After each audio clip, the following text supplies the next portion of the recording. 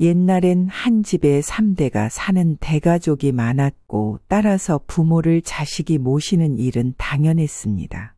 부모를 외면하는 자식은 멍석마리를 당할 정도로 효에 대한 중요성이 컸죠.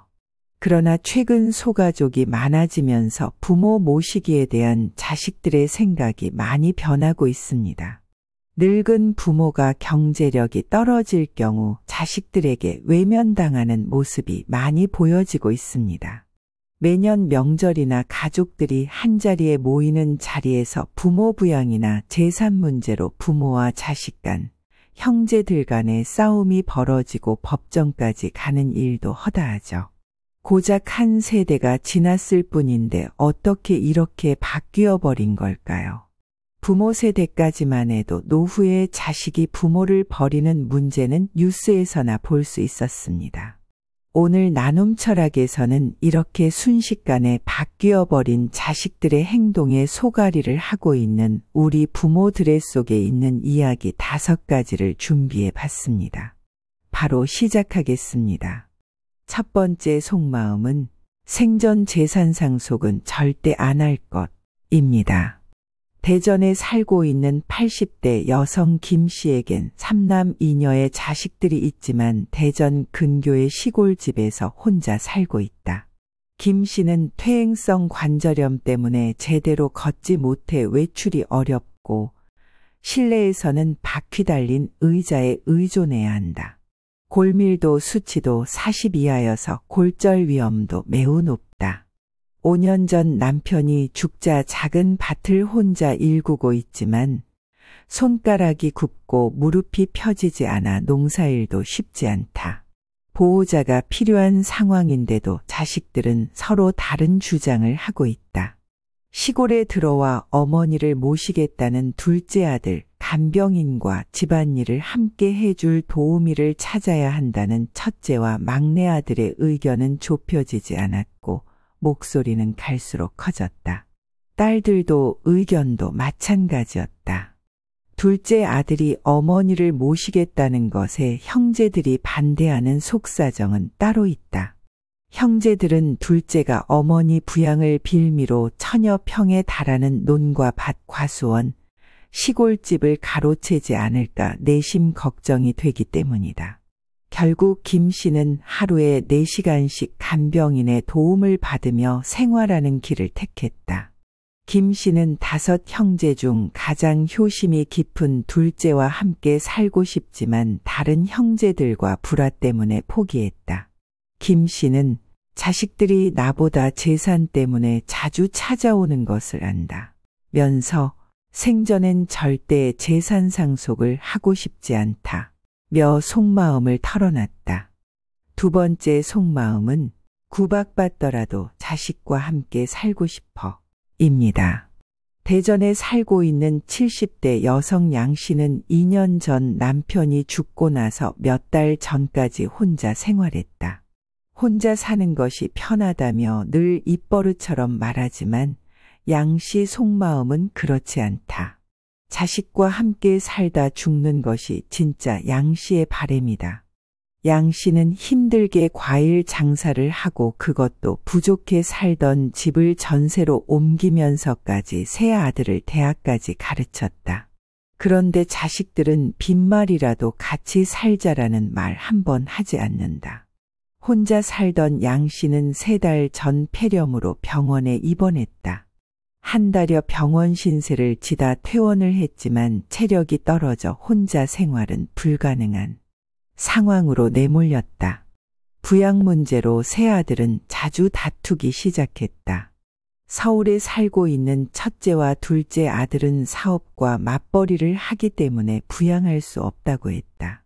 셋째 아들은 부모님은 당연히 첫째 형이 모셔야지라며 목소리를 높였다. 그러다 첫째와 둘째가 한 달에 20만 원씩 생활비를 보태고 양 씨가 살던 전세 5천만 원을 주는 조건으로 막내 아들이 모시기로 결정했다. 막내 아들 집에 들어간 양 씨는 시간이 흐를수록 마음이 불편했다. 저녁 늦게 퇴근해 밥 먹자는 말 외에는 입을 닫아버리는 아들, 냄새 난다며 방에는 들어오지 않는 손자들, 의무적으로 밥만 챙겨주는 며느리, 아예 발걸음도 하지 않는 첫째와 둘째 아들 때문에 남모르게 눈물을 흘렸다. 그러던 중 셋째 며느리와 손자들이 해외로 한 달여 동안 장기 여행을 떠났다. 첫째와 둘째 아들은 한 달만 어머니를 보살펴 달라는 셋째 아들의 부탁을 거절했다. 양 씨는 할 수 없이 요양원으로 가게 됐다. 요양원에 간 양 씨는 나도 저 노인들처럼 버려지는 건가라는 생각을 하며 한 달을 보냈다. 세 번째 속마음은 신분 확인 안 되면 시설로 보내준다는데 입니다. 대전에 사는 70대 남성 노 씨는 1년 전 뇌졸중으로 쓰러졌다. 치료는 받았지만 한쪽 팔과 다리가 자유롭지 못하고 말도 어눌해졌다. 그동안 혼자 생활했지만 이젠 보호자가 필요하게 됐다. 군무원인 첫째 아들과 학교 행정실에 근무하는 둘째 아들이 6개월씩 돌아가면서 아버지를 모시기로 했다. 노 씨는 월 50만 원씩 생활비를 내놓기로 했다. 노 씨는 살던 집을 6천만 원에 처분했고 자식들은 집 처분한 돈으로 병원비와 생활비를 내라고 요구했다. 아들 집에 들어간 노 씨는 크고 작은 문제로 며느리와 부딪혔다. 뇌졸중 후유증으로 수저와 젓가락질이 서툴러 밥상 주변은 늘 지저분했다. 또 대소변이 옷에 묻기 일쑤였고 변이 딱딱해 변기가 막히는 일도 종종 있었다. 노 씨 때문에 아들 부부의 싸움도 잦아졌다. 아들 부부의 싸움 소리에 하루하루가 가시방석이었던 노 씨. 그렇게 6개월을 보내고 둘째 아들 집으로 자리를 옮겨야 했다. 하지만 둘째 아들 내외는 노 씨 모시기를 거부했다. 대신 노 씨가 주는 생활비 50만 원에 아들 내외가 20여만 원을 보태 요양병원에 맡기겠다고 했다. 요양병원에 들어간 노 씨는 이런저런 걱정이 앞선다. 집을 처분한 돈이 5천만 원 남아있지만 치료비와 병원 생활비로 얼마나 버틸 수 있을지 근심만 늘었다. 자식들에게는 절대 짐이 되기 싫다는 노 씨는 충격적인 이야기를 털어놨다. 돈 다 떨어지면 자식들한테 손 안 벌리고 모르는 지역으로 가 경찰서 앞에 앉아있지 뭐. 묻는 말에 아무 말도 않고 신분 확인 안 되면 시설로 보내준다는데. 네 번째 속마음은 상속 재산 다시 내놔 입니다. 슬하에 일남 사녀의 자녀를 둔 70대 여성 박 씨. 상가와 땅을 소유하고 목욕탕을 운영했을 정도로 부유하게 살았던 박 씨. 10여 년 전 지인들의 말만 듣고 건강보조식품 사업에 투자했지만 부도가 났다. 그동안 모아둔 재산을 날릴 위기에 처하자 상가와 땅 명의를 자식들 앞으로 바꿨다. 박 씨는 재산을 처분하고 싶지만 자식들이 동의를 하지 않는다. 아파트를 팔아 막내딸을 도와주고 싶지만 큰딸이 반대하고 나섰다. 박 씨는 큰딸이 아파트는 자신의 몫이라고 생각하는 것 같다. 고 말했다. 아들 역시 그럼 상가는 내 몫이라고 결정한 눈치다. 명절에 5 형제들이 한자리에 모이면 왜 공동명의로 바꿔놓지 않았느냐 며 투덜댄다. 박 씨는 어쩔 수 없이 명의를 바꾼 건데 재산 문제로 자식들이 자주 다툰다 면서 명의를 다시 찾는 방법이 있는지 알아봐야 할 것 같다 며 긴 한숨을 쉬었다. 5번째 속마음은 주택담보연금 대출로 편하게 살 거야 입니다. 70대 중반의 고 씨 부부는 이남 이녀의 자식을 뒀다. 남아선호 사상이 워낙 강했던 고 씨는 공부 잘하는 딸들을 제쳐두고 2 아들만 대학을 보냈다. 결혼할 때 작은 아파트를 마련하라며 돈도 보탰다. 자신들이 늙으면 챙겨줄 자식은 아들뿐이라는 생각에서였다. 그러나 고 씨 부부의 생각은 빗나갔다.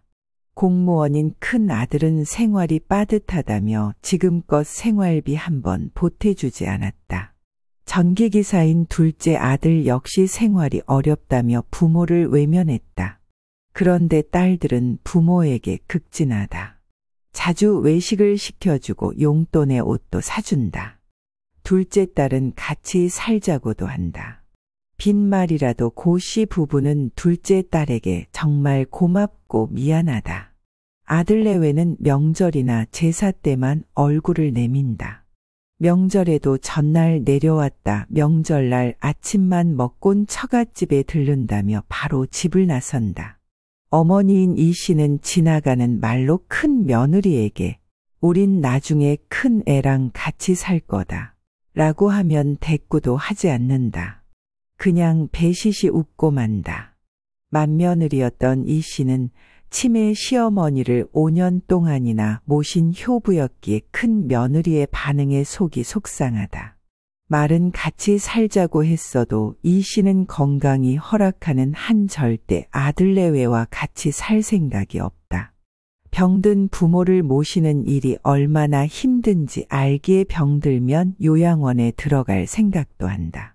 수입이 없는 고 씨 부부는 생활이 어려워지면 딸들이 권하는 대로 살고 있는 주택을 담보로 노후연금을 받아 살아가는 방안을 찾고 있다. 여기까지 노후를 걱정하는 5 부모들의 사연을 들어봤습니다. 제 주변에도 이런 일이 있었는데요. 제가 옛날 약국에서 일을 할 때 매일 오시는 단골 할머니 한 분이 계셨습니다. 그러시다가 어느 날부터는 방문이 뜸하시길래 무슨 일이 생기신 걸까 생각했는데 갑자기 그 할머니가 요양원에 가셨다는 소문이 들리더군요. 80이 넘은 나이셨지만 꽤 건강하셨고 정신은 더욱 더 건강하셨던 분이라 저는 의아했던 기억이 납니다. 그래서 그 소문을 좀 더 자세히 들으니 그 집 큰 며느리에게 까칠하고 깐깐하게 대해 사이가 좋지 않았다고 합니다. 그러시다가 그 할머니께서 가지고 계시던 집 한 채를 큰 아들 명의로 바꿔주셨고 그 이후 강제로 할머니를 요양원에 입원시켰다는 내용이었습니다. 그 후 둘째 아들이 울며불며 할머니를 요양원에서 빼내 다시 약국에 오신 할머니를 봤습니다. 그 건강하시던 할머니는 온데간데 없고 온몸의 근육이 다 빠져버려서 보호자 없이는 걸을 수도 없는 몸이 되셨더군요. 단 4달 만에 이 모든 일이 일어났습니다. 자식이 부모에게 이렇게까지 모질게 굴 수가 있나요? 이날의 기억을 떠올리면 저는 아직도 눈물이 납니다. 이 영상을 보시는 분들은 노후에 절대로 이런 일을 당하시지 않으셨으면 좋겠습니다. 행복한 노후를 진심으로 기원합니다. 감사합니다. 나눔철학이었습니다.